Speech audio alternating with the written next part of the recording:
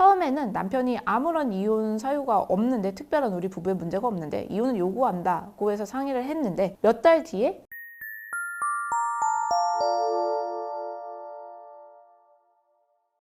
과거 그 한 2008년도의 통계 자료에 따르면 이혼에 대해서 이제 생각을 물어보면 가급적이면 이혼하면 안 된다라고 생각하는 비중이 한 41.8% 정도, 그리고 이혼을 할 수도 있고 안 할 수도 있다가 31.9%, 그리고 절대 이혼하면 안 된다가 16.8%, 이유가 있으면 하는 게 좋다가 7.1% 순으로 기본적으로 이혼을 굉장히 금기시하는 것이 그런 전반적인 분위기였는데요. 하지만 최근 조사에 따르면 가급적 이혼하면 안 된다는 의견은 2020년에는 22.9%까지 감소를 했고, 또 절대 이혼하면 안 된다는 의견도 7.4%까지 줄어들었고, 2012년 이후에 이혼에 대해서 가장 많은 인식이 결국은 할 수도 있고 하지 않을 수 있다가 이제 48.4%로 대부분의 그런 비중을 차지하게 되었습니다. 이혼이 통계 수치 자체로도 흔해졌지만 반드시 결혼을 할 필요가 없듯이 이혼도 할 수 있다는 인식이 우리 사회의 주류적인 생각이 된 것인데요. 그렇다면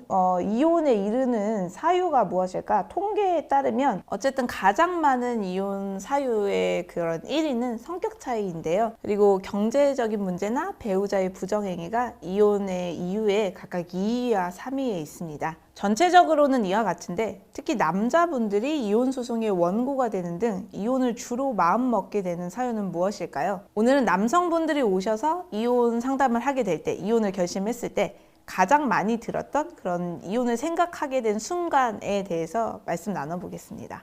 첫째는 가정에서 인정받지 못하고 설 자리가 없는 경우인데요. 중년 부부나 황혼 이혼의 경우에는 남편들이 주로 가정을 위해 일에만 몰두해 있는 관계가 많이 있었고, 그렇다 보니 가정 내에서 가족 관계 등이 매우 소원해지는 경우가 많고, 갈등이나 관계 회복의 타이밍 자체를 놓치게 된 경우입니다. 본인은 그동안 남편의 입장에서 생각을 해보면 가족들을 위해 생계에만 몰두를 했는데, 은퇴하고 나니까 가정에서 내 존재 자체가 의미가 없다는 등 본인에 대한 그런 인정 자체를 받지 못하게 될 때 이혼을 결심하게 되는 경우가 많이 있어요. 두 번째는 장서 갈등의 경우입니다. 종전에는 그런 이혼 사유를 체크하는 문진표에 고부 갈등의 이런 케이스가 있었는데, 요즘에는 거기에 이제 장서 갈등이라는 항목을 하나 더 넣었는데요. 정말 실제로 느낄 때는 고부 갈등으로 상담을 오는 경우가 요즘에는 거의 없고, 반대로 장서 갈등으로 이혼하게 되는 경우가 실제로 굉장히 많이 있어요. 대부분의 아내들이 맞벌이를 하게 되면서 이런 신혼 살림을 처가에 가까운 쪽으로 지역을 결정을 해서 거주를 하게 되고, 부부의 가정 생활에 아내의 가족들이 개입을 하게 되는 경우가 많이 있습니다. 특히 이제 이런 아내 가족들이 육아를 대신하게 되면서 생활을 같이 하게 되는 경우가 크고요. 이런 경우에는 과거에 진짜 고부 갈등 못지않게 최근에는 장서 갈등으로 인해서 가정의 의사결정이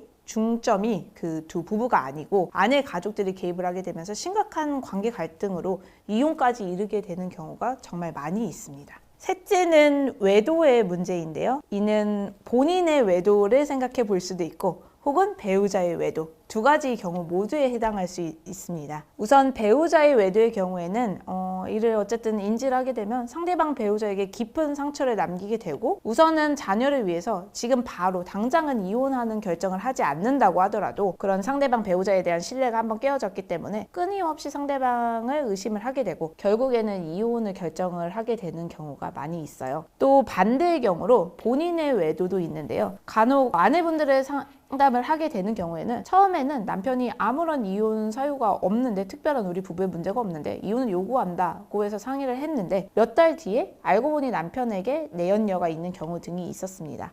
그래서 우리 부부 사이에 특별한 그런 이유가 없고, 또 우리 부부가 지속적으로 관계가 안 좋았던 것도 아닌데 남편이 어느 날 갑자기 이혼을 요구한다 라고 하는 경우에는 외도가 있지 않나는 생각을 해볼 수밖에 없습니다. 오늘은 남편이 이혼을 결심한 순간의 그 세 가지를 말씀을 드렸는데요. 사실 이 중에 어느 한 가지라고 말씀드리기도, 또 어느 일방의 잘못이라고 하기에도 또 한 가지 이유만이 있다고 해서 이혼을 결심을 하진 않았을 건데요. 다만 시작을 약속했을 때처럼 가정을 꾸리는 일은 다짐과 약속을 지켜나가는 걸 서로 다시금 생각해 볼 필요가 있지 않을까 합니다. 오늘 영상은 여기까지이고요. 오늘 영상이 도움되셨다면 구독과 좋아요 부탁드립니다. 다음에도 더 유용한 주제로 찾아뵙겠습니다.